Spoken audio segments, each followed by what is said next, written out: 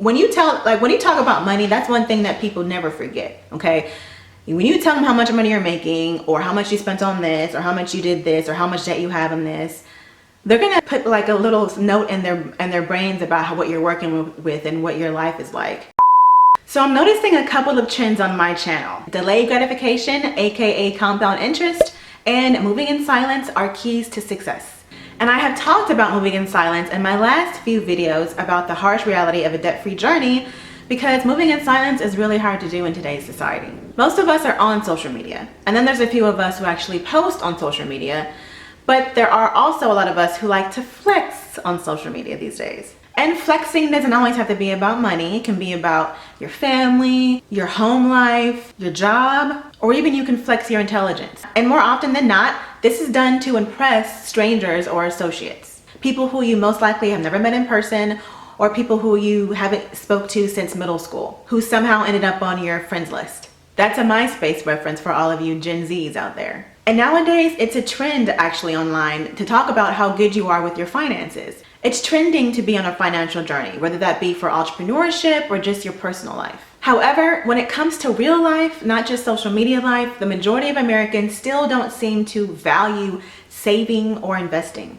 So while you may be on this newfound financial journey, your immediate friends and family may not really understand the hoopla. And so that leads me to this question. When it comes to your friends, should you even be sharing your financial plans with them? I mean, you already know my thoughts on that. I say move in silence no matter what. Because at the end of the day, you'll never regret moving in silence, but you may regret it if you overshare. If your friends aren't like-minded, or if they're not on like a similar page or journey as you, they may look down on you for trying to improve yourself. And most times people criticize you because they just don't understand. And other times they may criticize you because your journey towards self-improvement is just a reflection of their own lack of ambition. It's a reflection of their own lives and what they aren't doing. People are often afraid that their peers may outgrow them somehow or surpass them in life. And this is a common theme among friends. And let's face it, people typically like to be around other people with similar lifestyles to their own. And when you set out on a financial journey and they aren't on one,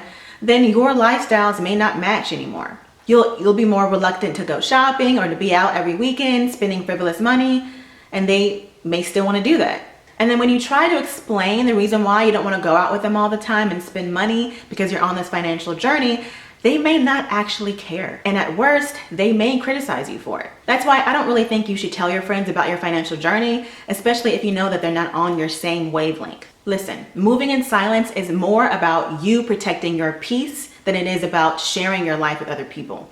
When you set your mind to a specific goal, you don't need any outside distractions telling you that you're wrong or that you can't achieve what you're setting yourself out to achieve. But at the same time, you may have friends who support you wholeheartedly. And that's honestly how it should be. But it's human nature to feel threatened or self-conscious when someone close to you is working hard to improve their own lives, especially if that person has the same type of life that you have. For instance, let's say that you and your friend graduated from the same college, got similar jobs out of college, and let's just say that you guys have similar student loan debt.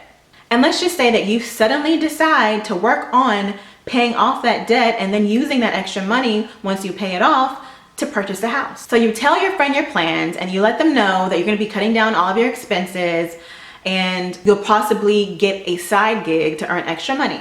So what do you think that friend will say? Unless they also have discussed plans to pay off their own debt, they may feel somewhat exposed.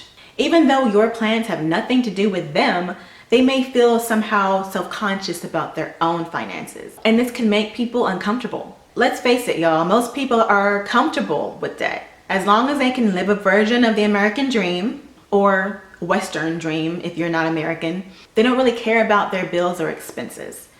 Most people just really don't think about that. So if they have the money to pay that car note or that student loan or that credit card bill every month and still have money left over for fun things like shopping or like going places, spending money, being a consumer, then they're good. Like, who cares about paying off debt? If you have enough money to enjoy those things in life and just pay your regular, monthly expenses, there's not a big deal. Like why do I even want to pay it all off when I can just use that extra money for the things I want to enjoy in life? That's how most people think about it. So it's more than likely that you're gonna have a friend like that who could care less about getting rid of like a student loan, which would make them have to sacrifice those things in life that most people value. Having fun and enjoying life, spending money, being a consumer. And it will impede on them being able to live this version of this dream, this American dream that people have. So that's why it's best to move in silence, even when it comes to your friends. And I think most people understand that talking about money anyway is always like a taboo type of subject. It's not comfortable talking about money with people, even your friends or family. And I think there's a reason for that. Not only is it important to move in silence because you don't want to share things that they may not understand and they may criticize you for, but also you don't want them to know how much money you're working with, right? Like my husband calls it pocket watching, right? You don't want people in your life pocket watching you, okay? Because they will. If they know how much you're working with, how much you get paid every year, or what your salary is, we're gonna watch your spending habits or lack thereof, and they're gonna probably be like, oh well, you know you're so cheap, you don't spend money for anything, so you know I'm sure you can afford to go with me on this trip to such and such.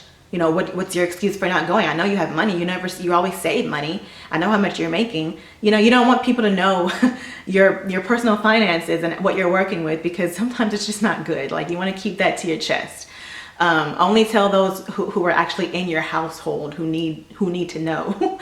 Unless that person is paying your bills and helping you out financially, they don't need to know. Okay, keep it to yourself. You don't want people pocket watching you all day. Trust me, because they will. And you want to surround yourself with like-minded people who will encourage you on your journeys. And that's with any aspect of life. Even if you're on, a fitness journey, or let's say you're on a professional journey, you're trying to move up in your company, or maybe you're trying to start your own business. Surround yourself with people who are like-minded, people who aren't going to kind of give you a sense of reluctancy or criticize you, because then that'll make you question your own decisions, and that might make you discouraged. My husband and I, on our financial journey, we don't tell anybody what we're doing. We don't tell anybody how much money we're making. We don't even tell people how much debt we owe. None of that gets shared with anybody, not even our family, just because it's not really their business. When you talk about money, that's one thing that people never forget, okay? When you tell them how much money you're making, or how much you spent on this, or how much you did this, or how much debt you have on this, they're gonna put like a little note in their brains about what you're working with and what your life is like. And that might not be harmful. I mean, it's just something that they will know about you, but people will always try and like link things to your finances. Sometimes it's fun to give people something to talk about, and sometimes it's not. When it comes to your finances, it's never fun to have people talking about them behind your back, okay? It's best to just keep that to yourself. Always keep it to yourself. Most people like to pocket watch. Don't allow it to happen to you, okay? Just move in silence, even if it's your friend. Now, if they're on your wavelength and maybe they want to be on a financial journey themselves and they want to ask you about it, then fine, that's cool. But if you know that they're not on your same wavelength, they're not like-minded, then just keep it to yourself. It's not a big deal. Just don't tell them. Please move in silence. So if you got some value from this video, throw me a like. And if you want more content like this about personal finance, saving money, paying off debt, building generational wealth for you and your family, subscribe and make sure that you hit that bell to be notified when I drop my newest video. Turn on post notifications, because I upload every single week. And thank you for watching, friends. Bye.